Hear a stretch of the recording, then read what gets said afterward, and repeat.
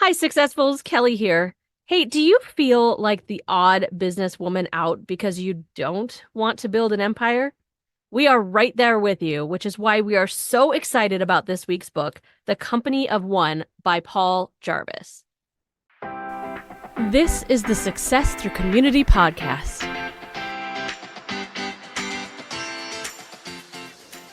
So today I want to talk about the book Company of One: Why Staying Small is the Next Big Thing for Business. And it was written by a gentleman by the name of Paul Jarvis, who, while reading the book, I found out, by the way, very happily found out, is a Canadian. So yay, Paul. Oh, nice. Bonus. I'm Sorry. actually so excited. You've had this book on the list for a while, and I'm super excited about it.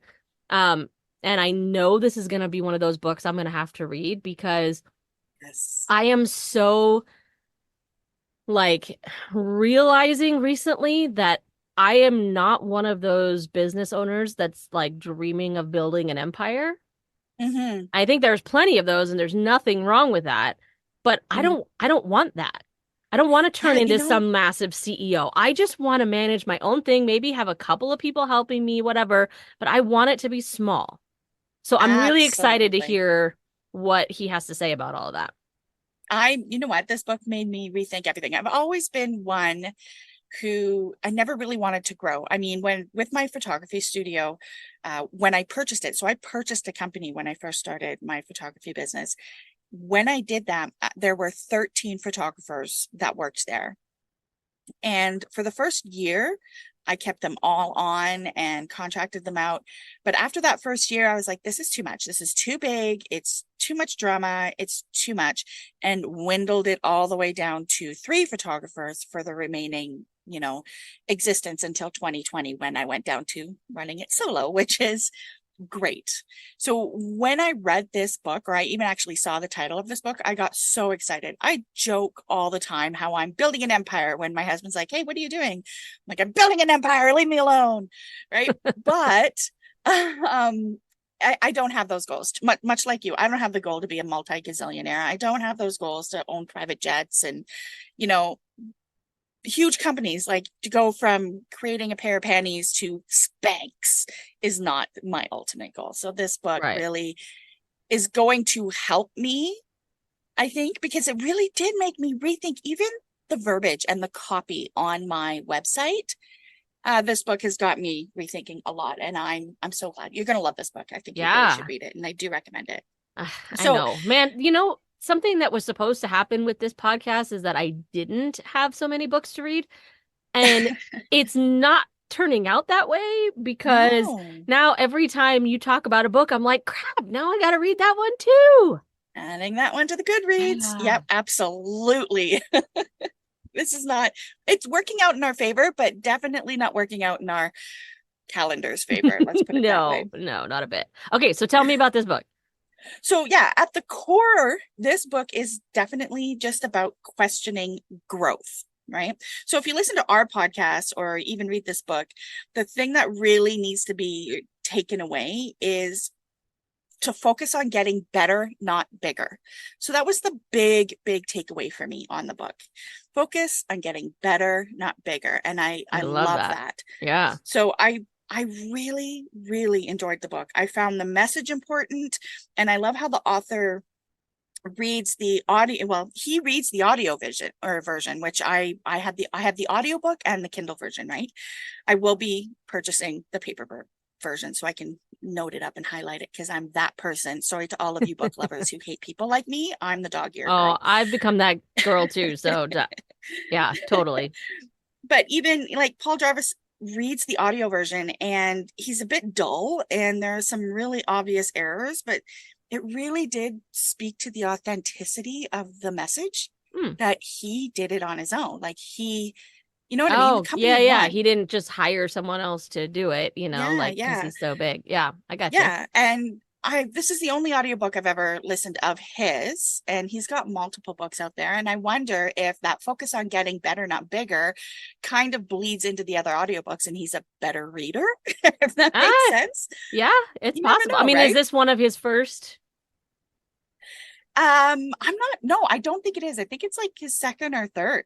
Okay. I mean, It's still, not no one of his judgment first. Yeah, because his priorities as far as what he's working to get better at, maybe exactly. narration is not high on that list, and that's totally fine. And I that's okay because I still listen to the whole book. okay. I still, rinse and repeat it a few chapters and all that stuff. And when you're driving and you're listening to something and then you kind of miss it and you go back a couple minutes and Oh you yeah, get the all the message time. again.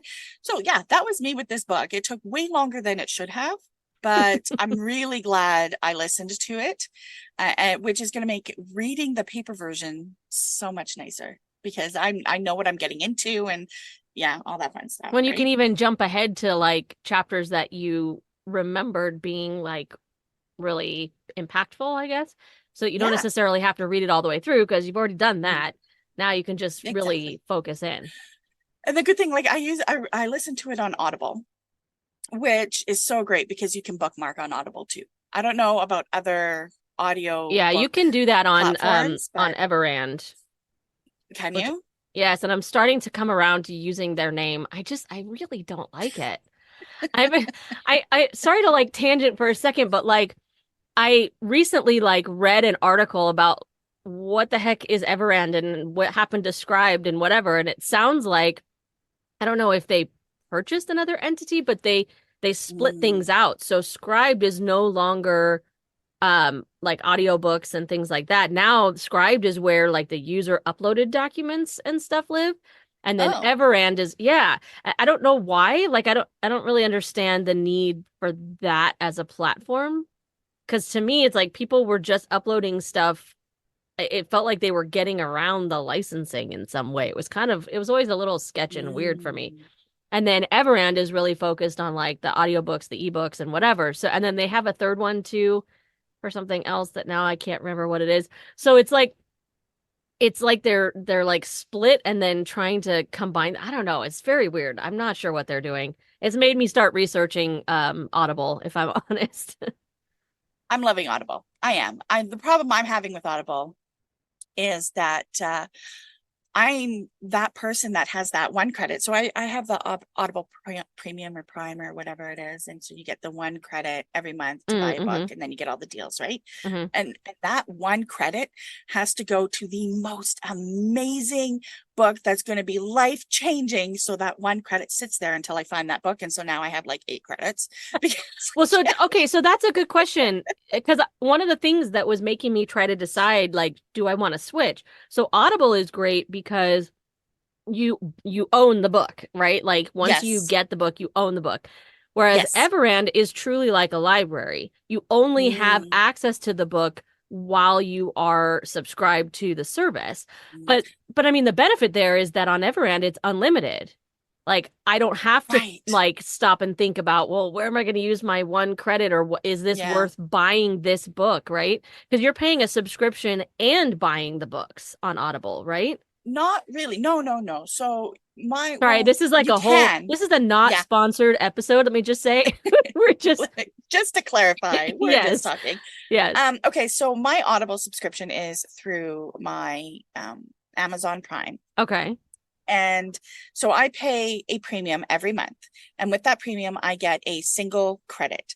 Now, that single credit can be used for the purchase of any book. So I think I pay like $15 a month. It's not a large amount, but I can buy a $30 book with that credit. So I don't have Okay. to actually physically buy the book on top of the credit. So I get one credit. But if I want to buy 2 books, then yes, I have one credit, the other book I have to pay for, but I But get a you own discount it. being an auto. Yeah. Yeah. And I own it. So if I ever cancel my subscription, those books are mine. They stay in my Audible app. Now, Yeah.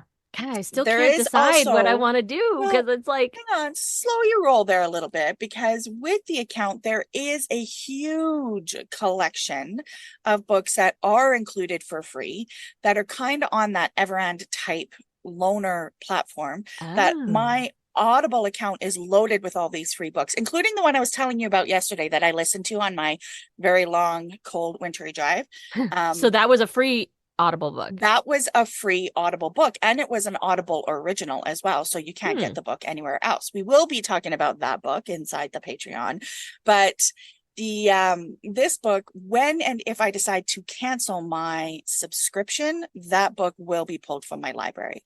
Got it. But the ones I used my credits to buy or actually paid for to buy will not. So it kind of is a Mm. combination of both. And I have been finding that because, like I said, I want a life-changing book to use my credit for. I'm just cheap.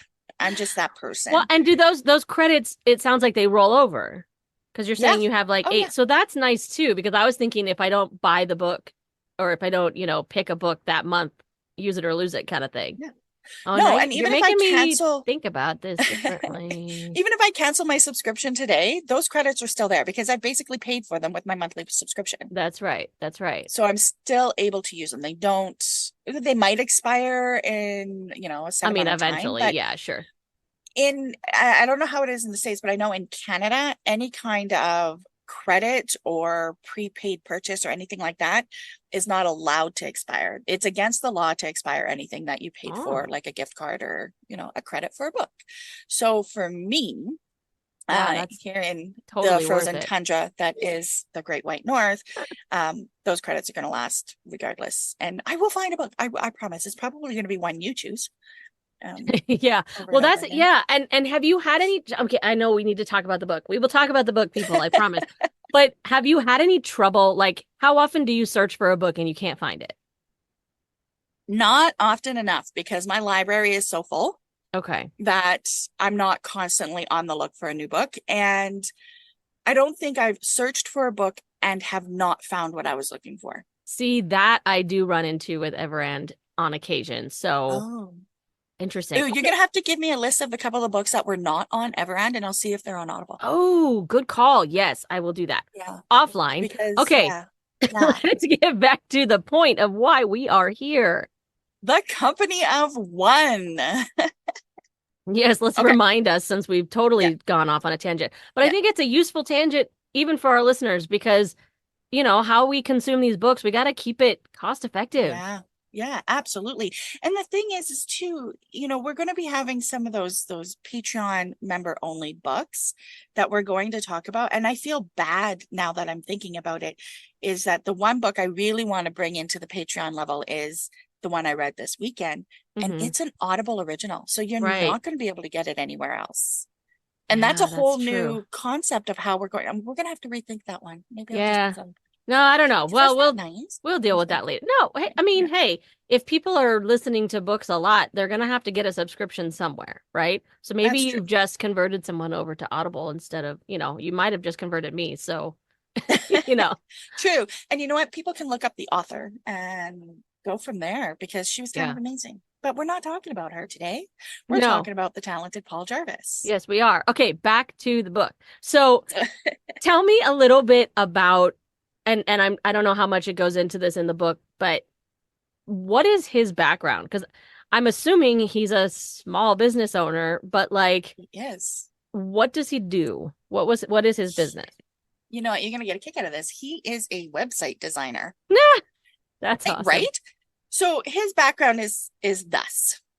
If I can recall correctly, he got his degree in design and he was working for a big company. And for some reason, he just wanted to leave. And when he left, a lot of that company's clients were calling him and going, because he told everybody, I'm going. This is my 2 weeks, whatever. They're like, where are you going? I'm coming with you. And then he Hmm. went, well, maybe I should not go to another company and start my own. So Well, then he yeah, did. built-in And clients right there. well, Absolutely. exactly. And he didn't do anything shady. He didn't call and say, I'm leaving, come with me. He just put his notice out. So all of the clients that he was working with and his company knew, I will no longer be handling your case file or your account, whatever. I am leaving said company. And then they all just kind of reached out to him privately and quietly and went, we're coming with you. Yeah. And then he He ended must up not doing have this. had And a non-compete clause or anything like that because probably, I'm pretty sure those are big now. But yeah. here's the thing about him too, that there's so many things about this book that I love, but one thing that made me kind of like him was he has done the dream that I've always wanted to do. So he owned an apartment in Vancouver, downtown Vancouver. That's like owning an apartment in downtown New York. Okay, Yeah. so Yeah. you can sell your tiny little one bedroom apartment in Vancouver and move somewhere and buy a mansion or a castle and still have money left over to retire on. It's just, he was in a good place to begin with, him and his wife. And so, but they sold the tiny little apartment and moved to my happy place, which is Vancouver Island. So he Mm, basically sold everything, moved to an island and, love it. minimalized his life and worked remotely for everything. And he talks at the beginning of the book, and this is where it all comes from, this whole concept. Okay, so I'm just going to go into the book. He talks about how one day he was surfing with an accounting buddy of his. Rough life. I love it. He was See, is that okay?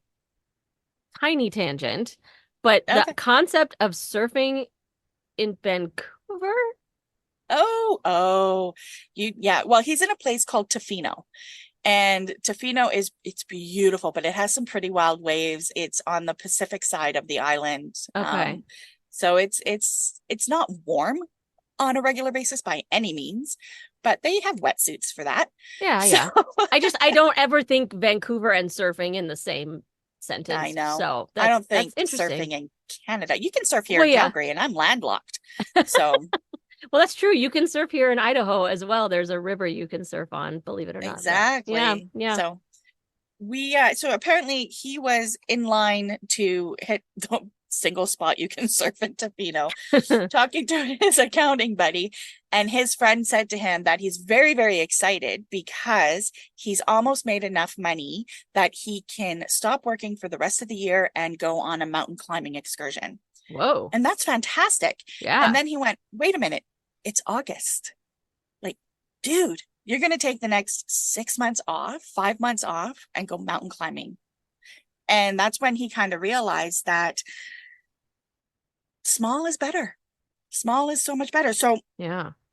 to drive the point across, really, when we think about us and our business and small businesses and a lot of our clients and people we work with on a regular basis, we are all starting our businesses with the idea and the dream of being able to live life on our terms, the way we want, to be able to take 6 months off if we want to, right? But we tend not to because we're driven by the message that we see everywhere all the time.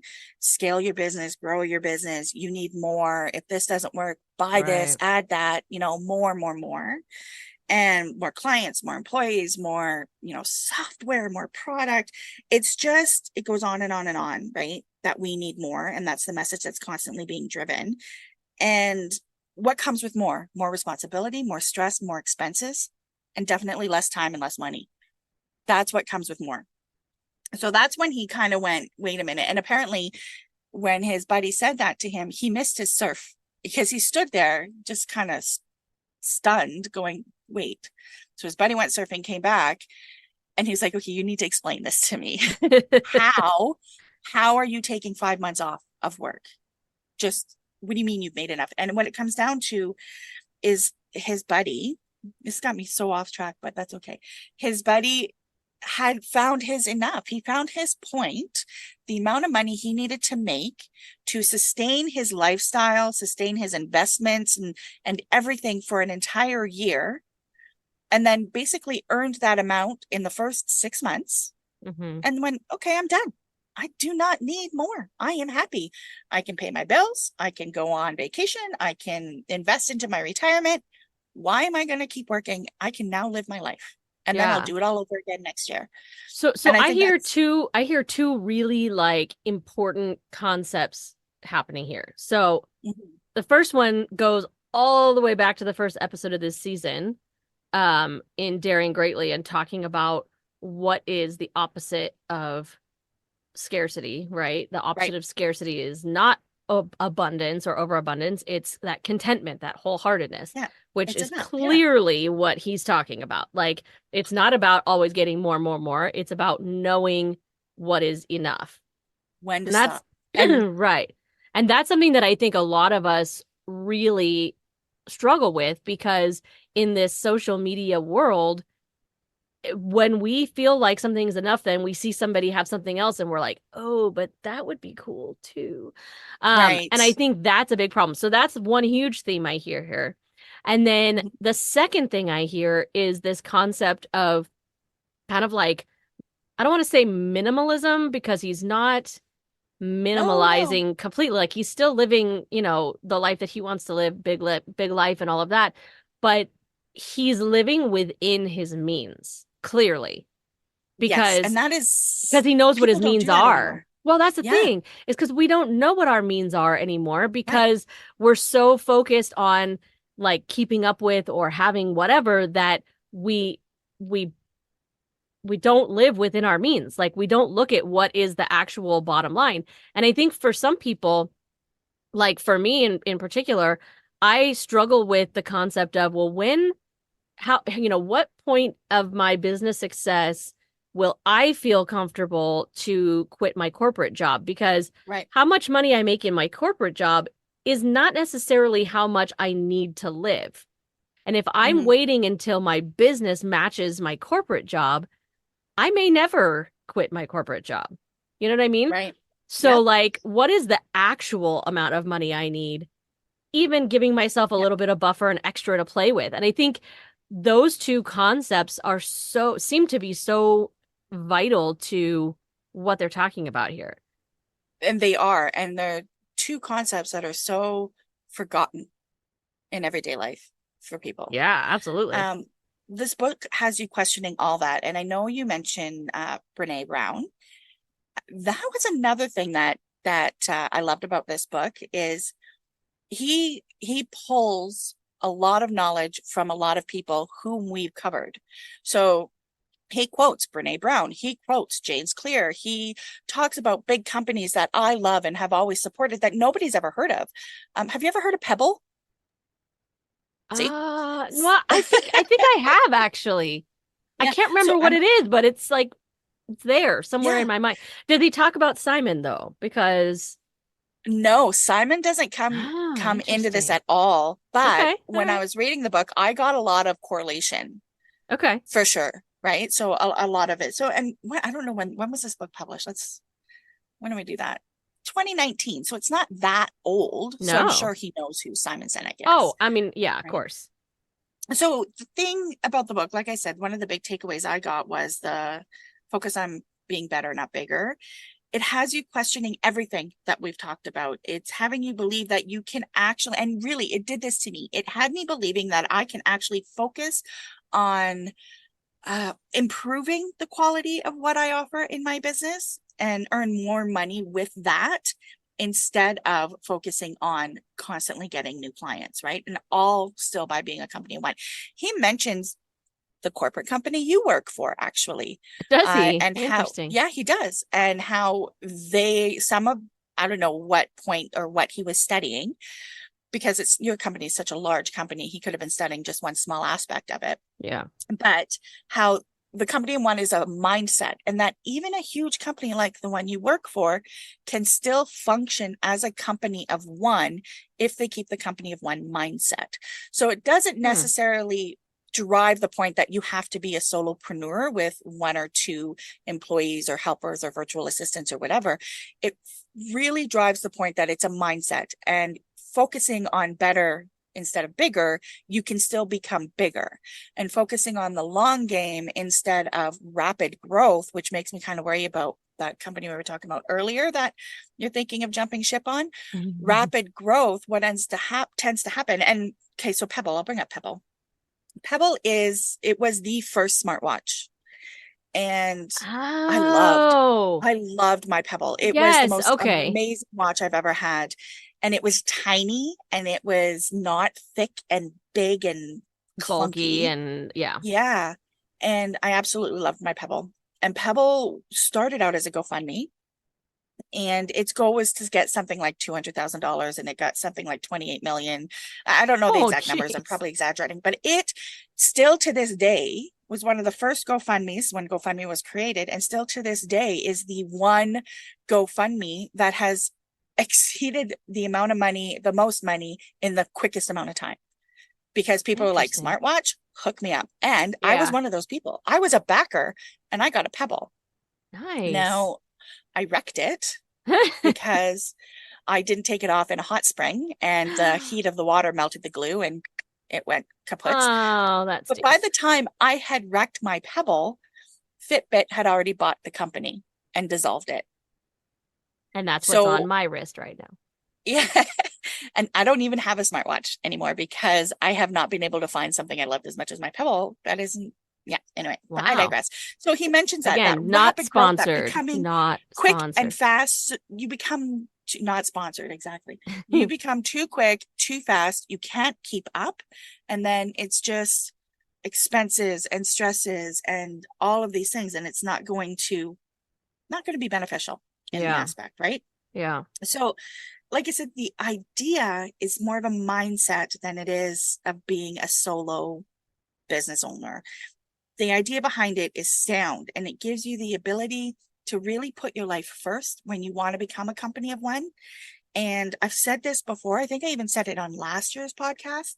When you are, well, I didn't say when you are a company of one or have the mindset, but I live in a city where people work to or live to work. It's every day. How are you doing? Oh, I'm so busy. I'm working on this. I'm working on that. I got to do this. I have that project. Yeah. People live to work where I live. And that's why the island is my happy place, because people there, they live to work, or they work to live. I got it all backwards here. They only work so they can pay for what they want to do and to, put a roof over their heads. No more, no Yeah. less. Yeah. And that's the kind of life Well, that's that how it I should be, want. right? I mean, Absolutely. even if your work is like your own business and something that you love, and like there, you're going to get the arguments of people saying, yeah, but if what is that concept of if you love what you do, you'll never work a day in your life. Um, mm, I call BS on that, because even if you love what you do, you're still working. Yeah. You're There's still still a working. difference between working and spending time with your family or resting or whatever. Like there's still a Yeah. difference. And that need Yeah. for balance is so important. Yeah. He talks about in the book a little bit about passion. And again, we're being driven, and media is pushing to us to follow our passion. If you're passionate about painting, become a professional painter. And what he talks about is it should be the other way around, right? So when you start a company because you become a professional painter, you start painting, and the thing is it should fuel your way to be better because it's your passion, not the other way around. You don't have to have a passion to start a business. I am pretty sure the creator of Spanx was not passionate about panties. Let's just go there, I don't right? know. I mean, But when because she started, you think about like, well, man, I'm gonna just let you go with what you're going. But I think that there could be that passion though, because there like is a Spanx and passion, like Thinks and all that stuff, there is a passion that comes from that, but I'm sure it's not like but their life's passion. exactly. But the thing is once they, start this business, they become better at it. They think more on it. They start following the love and the passion of solving that specific problem. And then again, it just keeps driving them and driving them. So their passion becomes bigger and bigger and bigger. And now it really does become their life passion instead of it being Yeah. their life passion first, right? So they focused on it and just grew that passion. And I think that that's a huge thing that people need to realize, because we are told drop everything and only do what you love, follow your passion. Well, I did that with photography. I dropped everything, followed what I love. And as I was shooting and growing my business, I realized, you know what, I'm not really passionate about photography. I'm good at it. I love it. But I'm more passionate about hanging out with people who are in love and have like that, fairy tale energy about them. And then I'm really passionate about making them cry when they see their pictures. Like that makes me so happy. Yeah. It's weird that making people cry makes me happy, but it's a good cry, right? Yeah, And yeah. that grew my photography business more than and made me want to keep shooting. It made me want to keep growing and learning and knowing more, focusing on just that one thing, that one passion, and not the whole business aspect of it, if that makes sense. Well, totally makes sense. No, I love Yeah. that. So I mean, okay, so let's step back here a second. Lots of tangents. And I knew this was going to be a long episode, but I didn't think it was going to be that one. But I love you guys. Keep listening. Um, So I think what we need to clarify really, and I've touched on it a bit, is what exactly is a company of one? It is Yes. a mindset, right? It's the mindset of knowing that, of knowing you're enough, knowing your line, knowing when and where to grow your business, like focus on what to grow. I grew my photography business on focusing on couples, and that's where I knew what I needed to grow on. I could have kept 13 photographers. I could have kept going and growing and focusing on the money, but for me, that wasn't where I wanted to grow. So I was able to do a sustainable business of focusing just on couples and only shooting couples. How many photographers do you know that don't do families and corporates and events and all that stuff? And Yeah. so with my coaching business, it's the same thing. I have learned to focus on mentoring people in business, mentoring people on how to manage their business and how to grow their business where they want to grow. And this book is making me, or has made me, rethink a lot of that, because now it's like, do you want to grow? Really? Yeah. Like Well, so that? Yeah. so it kind of sounds like really this is about focusing in on your niche or your like your area of impact and Yeah. growing that impact. And if that also tends to grow your income, which I think it probably does, then Mhm. great. But it's not that the growth of income is not the goal. It's the growth of impact. And then income is Yeah. almost like a side effect. Am It is a I side effect. understanding that correctly? Yes, and it's an organic side effect. And but what you have to be prepared for when you are focusing on that company of one mindset is you're in it for the long haul. This is Yeah. not going to happen overnight. Well, and And we've that's we've talked true about that a regardless. Like, lot. yeah, we all know that that's the reality. Like, Yeah, solopreneur entrepreneurship is almost never an overnight success kind of thing. right. Exactly. Like, and staying small on purpose, it might also be the healthiest thing to do for not only you, but for your company, Well, it right? It also might doesn't, be the hardest thing you do because true. I have a feeling that when you really focus in on that niche, that impact, and all of that, like you're almost going to attract more and more clients to you. And so then you really have to get to that point of when to say no. Yes. And Like you're that's going to just be it. saying no more than you're going to be chasing other clients, right? Yep, and this it's perfect segue. Thank you, Kelly. No, you are so So welcome. You'd think yeah, I you read are the amazing. book, which I You haven't think? yet. Oh, but you will. Oh, I You will. will. I so will. So yeah, the key of it is to focus on what he calls the three fundamental shifts. And these three things I'm going to talk about a little bit, but it's exactly what you're talking about. First, we've talked about it already. Focus on getting better, not bigger, Mhm. right? So that is a huge, huge one. Then it's retention, not acquisition. So Oh, you're going to focus more on the clients you have instead of trying to get new ones. Because when you focus on the clients you have, they're going to love you all that more. One, they're going to keep spending money with you. hmm, Two, they're going to refer their friends, right. Your business will right? grow by word of mouth. And as a client myself for other people, like I can feel when people are doing that. Mm-hmm. Yeah. When they're doing that and when they're not doing that. When they're Oh, more focused absolutely. on acquisition and I'm like, "Hi, I'm right here. I've already paid you. Can you pay attention to me?" You can feel that. You can really feel that. Absolutely. And then the third one is autonomy, not ego. And I loved that. Like I read Ooh, that one a go few deeper times. on So that. Go I'm deeper going to on go that. deeper. I'm going to go deeper Yeah. on all three and in Okay. order because that's Okay. how I planned this. Okay. Okay. So reading all my little bullet points here. A company of one works hard on building a better product for fewer clients. That way they can then charge more and, for that specific product. And when you focus on better, not bigger, you're looking to turn more of a profit sooner rather than later, right? So when you're focusing on encouraging your one client and working with your one client and you're putting all your attention on this one specific client, they're going to start spending more money with you. They're going to start sending more referrals to you. And then you're going to get sales sooner than if you're out there focusing on trying to Pound the grow, pavement. Yeah. right? So, and when the product is better, you can charge more, right? Fewer clients, simple. Hmm. It's simple. right? You think back to the rock climbing person, he he was an accountant. So I'm pretty sure that in that first 5 months, he was able to charge a premium for what he does because he gets the, the rotating clients, and he just ups his price every year. And then, so now he doesn't need to keep all 300 clients. He can only do 150 because now he's doubling his income, but slicing his work in half, which is always nice, right?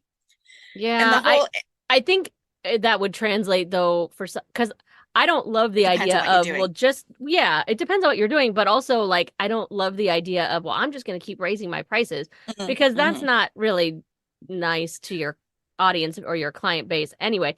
But I think, for people like us, okay, well, what can I turn something that takes my one-on-one time and turn it into, say, a A, self-paced course or something, so a that reoccurring income. Yeah, right, so that the volume can go up, the price might even go down, but still your time is no longer as necessary. And so I think that's a balance without having to like kill your clients with high prices. exactly. So the whole thing about raising your income, and doubling on your clients, like of course you don't double overnight type thing, but that comes for when I think about new new entrepreneurs. People are just starting out. And the biggest connection for me is photographers.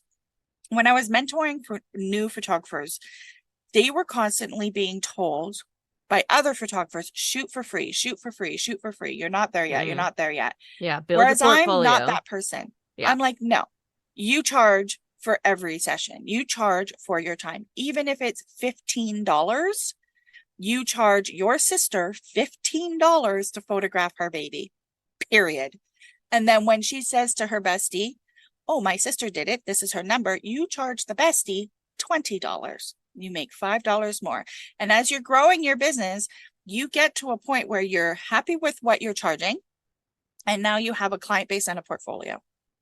And so when you get random newcomers, they're at your happy charge rate, whether it's Yeah. $50, $100, $1,000. Like I know people who charge the entire gamut, but you want to steadily grow to the point where you find you're enough, right? Yeah. And then Yeah. when you find you're enough, then because then you can focus on those people. You can focus on those clients who paid your enough premium, fee, whatever you want to call it. And then they're going to tell the world, well, I paid this much and it was worth it. Yeah. And Yeah. that's, No, but I I like that. think, but for some of us, and this is where you were coming in, and he has this whole James Clear concept in here, and he talks about him quite often, is yes, having that low point, whether you want to call it a low point or a regular or high ticket item, where you do not have to be on it all the time, that reoccurring revenue of that course, Hmm. that they can just take it, do it, move on, be happy, and then hopefully it's good enough that they come back and buy another course or come back and hire you one-on-one, or buy your t-shirt, whatever it is. Right. That is all part of the whole company of one. It's maintaining the clients that are going to take up all of your time are the ones that you focus on. All the clients where you can put a course out there and they don't want your time, they just want to learn from you, that's what the course is for. Right. And they want to learn when it's convenient for them. And that's so much the Yeah. reality for a lot of us anyway. So, And there's no maintenance for you, right. right? There's no maintenance for the business owner. This is something that is evergreen. And then, of course, there's going to be updates and revisits, at least once or twice a year, but it's like a zero maintenance income. And that's kind of huge. And that Yeah. moves us to like that retention over acquisition. I mean, that is an obvious thing that I think we need to focus on more. A company of one would aim to build that long-term relationship, right? That customer business relationship, that you're not constantly trying to find new clients. You're spending your time focusing on the clients you have, but that doesn't mean you're not, I don't know how to explain it. So it No, doesn't mean that you're not going I to try and totally find get what new you're saying. clients, Yeah. but the when you're focusing on retention over acquisition and you are going to try and be a company of one, you're not going to spend your time doing mass marketing. You're not going to go out there and try to get new clients all the time. What you're going to do is do more educational campaigns. So we talk about it all the time, provide value. set yourself as an expert. And one of the examples he gives in the book is Casper, which I'm sure you've heard of, Casper Yes, mattresses, of course. right? Yep. So Casper did both a blue ocean thing that I love and a company of one thing that I love for them to grow. And what they did is they're a mattress company. I mean, how do they take a mattress, which is such a normal, everyday, common thing that you can get anywhere, like even Walmart sells mattresses now, and how do they become a successful multi-billion-dollar company? By thinking like a company of one. They kept their product to a minimum. They have 3 mattresses, soft, firm and regular, right? They also have And then, pillows, and I sleep on one. yeah, and they have, but they didn't do mass campaigns of trying to go buy my mattress, we're better because. No, they educated everybody. They basically, their campaigns were, this is why a good sleep is good for you. Sleeping healthy, having a healthy sleep will do this for your body and longevity of life. And they did more of an educational campaign on why having a good mattress is in your best interest Yeah. instead of we're better than the next guy. And by doing that more of an educational campaign, they got that many more followers and they became a huge company. Huge. They don't even have storefronts, right? Like they're all online, No. Yeah. right? Low So overhead. I mean, lower overhead. yeah, and that is just, they build trust and people buy from people they trust from, right? That's just the period of it. Does that make sense? I hope I'm making sense. Yeah, no, Um, absolutely. Makes total sense. and another thing that when I was reading this book that I was digging into was how do you do this as a service-based company? Because it's one thing to sell an item and then have them buy the mattress, then have them come back and buy the pillow, and now they love you, so then now they want the blankets, and you know what I mean? How it's one thing to retain, but like you and I, we want our clients to be so successful they do not need us. Right. So that is our goal for them to kind of graduate from us and move on and live happy, successful lives. The thing is we want that type of client to be our referral. We want them to be our angel network to tell everybody Right. this is where you want to go to get where I am. But the thing is when you think about it, and this is a rabbit hole I went down that I was I was shocked. I was not impressed by it. 50% of customers say, yes, I will refer you. I'm going to refer you. This is great. I love you. But did you know only like less than 25 actually do? So Hmm. That's annoying. it's It's like that's very annoying. don't tell me you're going to and then not. Exactly. But people just it's just the way it is. And it comes down to, and he kind of mentions it, one way to do this, and we've talked about this before. One way to, are you going, do you think I'm great? Can you refer me? And they're going to go, yes. Then provide them with what they need. Give them the wording, like write the social media post out for them. Great. If you're willing to refer me, why don't you post, when you're ready to? This is what you can say about me. Tweak it as you want. Make it as Yeah. easy as possible. Give them the links, make so that they don't have to do any of that research. That definitely makes it easier. And I'm sure those referrals will go up. Does that make sense? Yeah, but even more importantly, like make them a raving fan of yours. Like And be generous almost to a fault. Not to a, negative impact to your income necessarily, but be generous with your time where you can, or, like be overly generous because those are you think about like people who write online reviews, Yelp reviews and stuff like that, you typically see the people who love something and the people who hate something. absolutely. Not that midline, which means if There is no you midline. want them, there's no midline. If you want people to like really be willing to refer you, because yeah, I mean what you're saying is absolutely true, like give them all of the materials that they need and all of that, but them doing one post on your Not gonna happen. behalf is Yeah. only going to do so much, right? Yep. But them being so obsessed with you that they can't help but talk about you every time somebody says anything remotely related to what you offer, Yes. that's where word of mouth and all of that is really going to make a difference. And that is where being attentive, it's not just about love bombing and it's not just about providing them and gifting them and giving them everything and all of that. It is about just being attentive. Listen to them. Yeah. right? Yeah. Acknowledge them, pay attention to them, check in on them. Focus Just, on them. It's not about yep, you. It's about them. exactly. And that Yep. is going to help a small company of one grow bigger Yeah. without having to do all that mass production and all that mass marketing and all that crazy stuff that's just going to cause stress, right? Yeah. Yeah. I love it. The third one, autonomy, not ego. Yes. I'm very excited about this because I'm not sure I totally understand where he's going with this. Yeah, so this was a new concept to me too, because I never looked at a business growth from that perspective. And so in the book, and I'm going to read a quote here. In the book, Jarvis says, culturally, growth feeds our ego and social standing. The bigger the company you own, with more profits, more employees, and more clients than the next person, the better you feel. And I kind of went, yeah, that's so true. Even as a personally, at both my photography and my coaching business, I get that now. Mhm. Because with the photography business, people are like, what do you do? Oh, I own a photography studio. Oh, that's great. Yeah, I have 13 photographers working under me. Right. You know, Right. rubbing Right. my Right. collar. I'm that person. And then with my membership company and my coaching company, it was like, yeah, I have X number of members. And I look at other memberships and they're like, oh, yeah, 45,000 members in one day. Yay, me. And I'm going, yeah, that's all ego. Yeah. That is It's like all ego. vanity numbers, right? I mean, It's exactly. it's not just vanity because there's income going along with that. It's real Yeah. growth, but it is Yeah, all about the outward perception.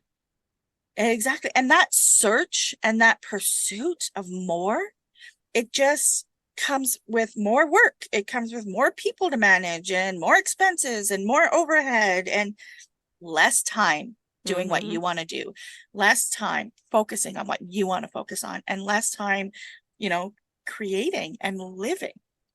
So that's kind of where that autonomy, not ego, falls into play. It's like, don't get sucked into the vanity metrics that I need more because it's going to give me that dopamine hit. Yeah. I got a new follower today. Woo woo, yay me. I got to get another one. And it's an addiction, right? Oh, So yeah. when we need to try and put our ego in check, then that's when we're going to be able to grow a little bit better because we're going to have more organic growth. We're going to be focusing on our people. They're going to be raving fans. And it's Well, going to and snowball. honestly, that boosts your ego anyway. And not that that's the goal, Yeah. but like if you've got a bunch of people out there constantly talking about you and how great you are, that's so much better for your ego than saying like, I have this many members and this, Yeah. you know what I mean? Like that's so, and not even just that, but like what I was seeing in my mind with like autonomy versus ego as you were explaining it, to me, it's so much more. I mean, if you're focused on like the outward perception in any way, Mm-hmm. being able to always be available and show up for stuff, but yet still have a thriving business, to me, Mm. if I see Oh, that, that is yeah. way more of like a, okay, how are you doing that? Than Yeah. if I see someone that's constantly hustling and working and like making lots of money, but I'm like, but I don't want to live like that. I want to live how are you so free, but you still have this thriving business? That is what gets my And attention. that's the goal, right? So that is the staying small on purpose Yeah. is you're able to be attentive. You're able to actually run your company, do what you got into it for, and still live your life and do your thing. So the Right. book I mentioned earlier that we have not titled yet because we're on the fence on the Patreon thing that I listened to. She in that book talks about one of the things she did is for the first time is she took her family of 6, she's got 4 kids on a vacation. And she's like, I booked all those seats on first class, there and back, blah, blah, blah, without batting an eye. And that's when I knew I made it. And I thought, good for you, but that's not for me. Right. I mean, I would love the ability. Don't get me wrong. I ain't knocking money because, I would love the ability to pay for 6 people to go on a first class round trip to anywhere. If I had that, you bet I would. But the chances are I'm probably going to take that money and give it to like Dreams Take Flight before I book 6 people to go because I don't have a family of 6, right?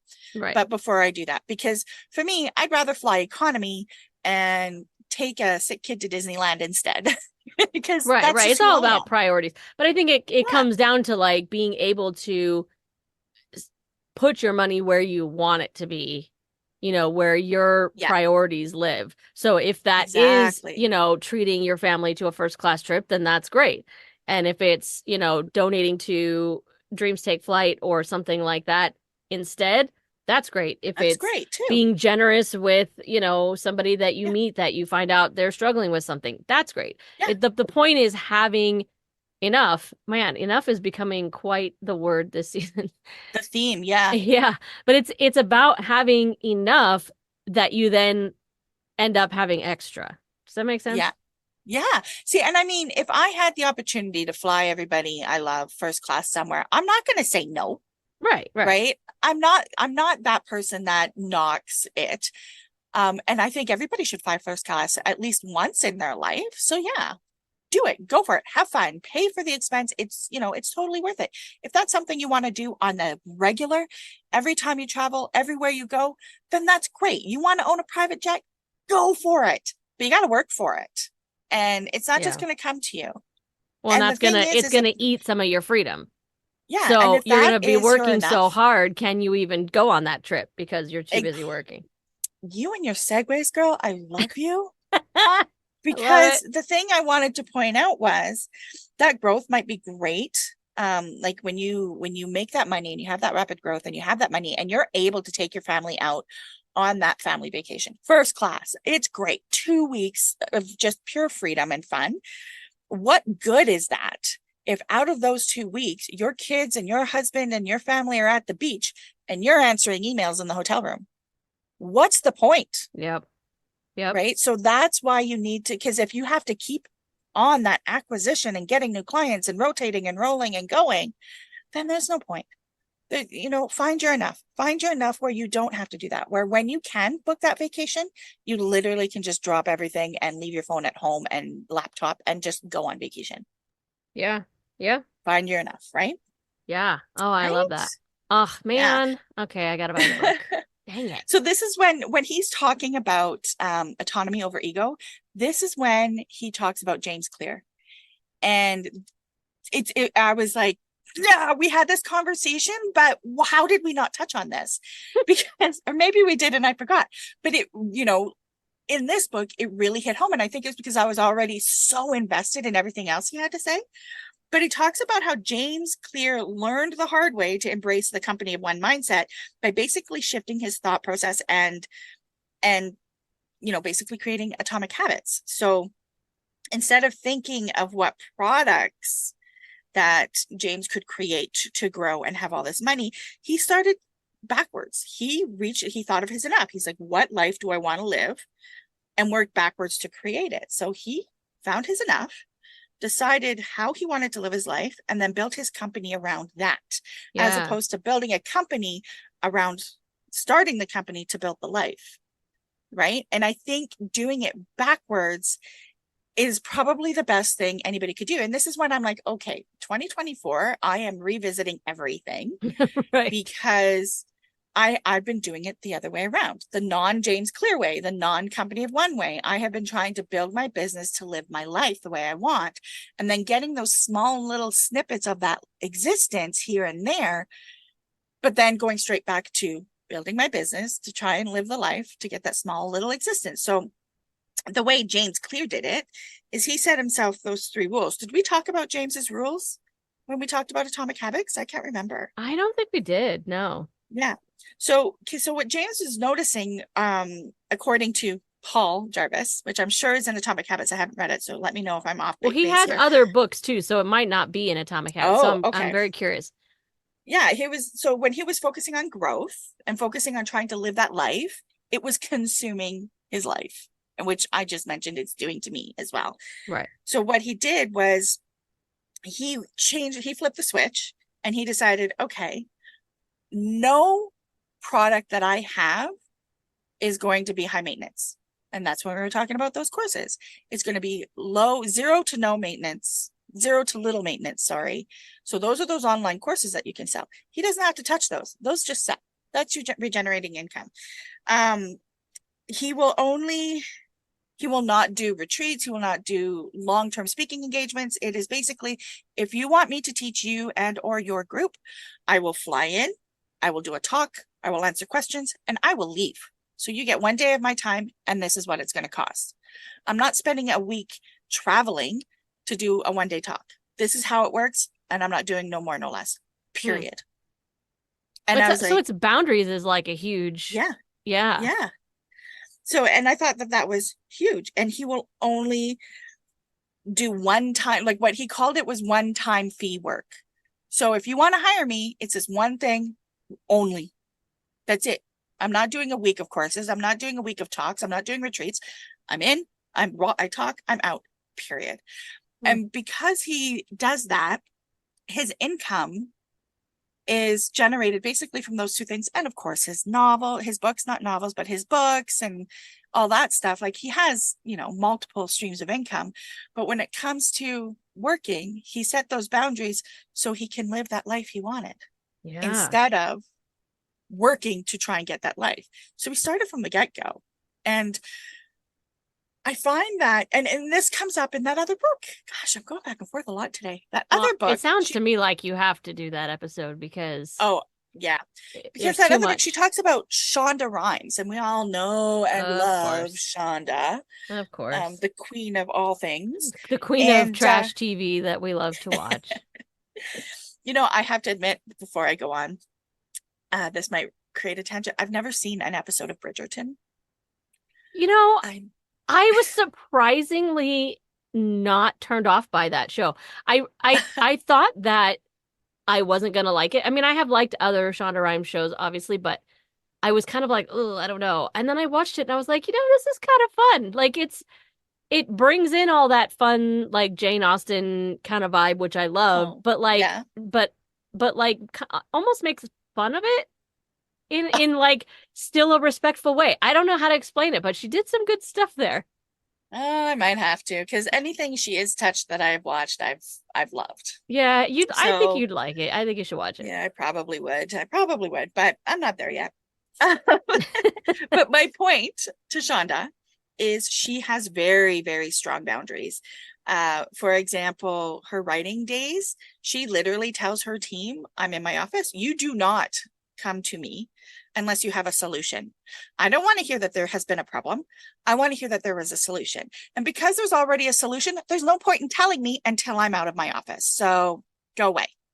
And I'm going, wow, Huh. that's actually kind of smart. I like that Yeah. way of thinking. Well, yeah, And because she's it very keeps you strict. from getting pulled off Just, task. yeah, Yeah. yeah, very, very much so. And so there's a few other rules that Shonda has, but that one really drives to the point of setting those boundaries, right? And when you decide this is the life I want to live and work backwards on how you're going to do that, you got to figure out how much it's going to cost you and how much time it's going to take you and start planning your business accordingly for that life. I think you'll be more successful.